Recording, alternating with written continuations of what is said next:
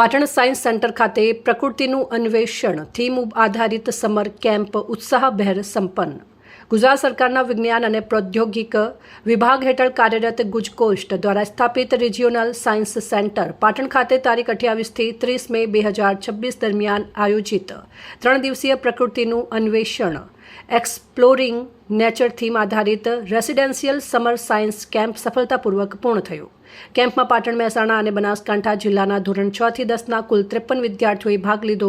પ્રથમ દિવસે યોગાભ્યાસ બાદ હેમચંદ્રાચાર્ય ઉત્તર ગુજરાત યુનિવર્સિટીના વનસ્પતિ શાસ્ત્ર વિભાગના નિષ્ણાંત સુશ્રી વિશ્વા પ્રજાપતિએ આપણી આસપાસની અદ્ભુત વનસ્પતિઓ વિષય ઉપર વ્યાખ્યાન આપ્યું. વિદ્યાર્થીઓએ સાયન્સ સેન્ટરની વિવિધ ગેલેરીઓની મુલાકાત લીધી તેમજ nature vision scientific show, origami, બીજ અંકુરણ વર્કશોપ અને નકામા કચરામાંથી કુંડા બનાવવાની પ્રવૃત્તિમાં ભાગ લીધો હતો. રાત્રે આકાશ દર્શનનું આયોજન કરવામાં આવ્યું. બીજા દિવસે વિદ્યાર્થીઓને પાટણની અંબિકા નર્સરીની મુલાકાત કરાવવામાં આવી હતી, જ્યાં વિવિધ વનસ્પતિઓનું પ્રત્યક્ષ નિરીક્ષણ કરવામાં આવ્યું હતું. ત્યારબાદ પીએચ મીટર વર્કશોપ યોજાઈ હતી. ઉત્તર બુનિયાદી વિદ્યાલય ઉંદરાની વિજ્ઞાન શિક્ષિકા શ્રીમતી દેવલબેન વ્યાસે જ્ઞાન સાધના વિષય પર પ્રેરણાદાયી વ્યાખ્યાન આપ્યું હતું.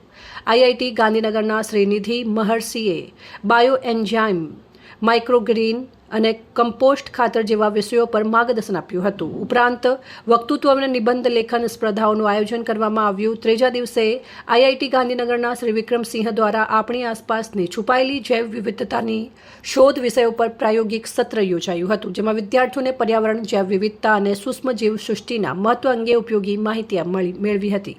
અંતે તમામ વિદ્યાર્થીઓને પ્રમાણપત્રો એનાયત કરવામાં આવ્યા.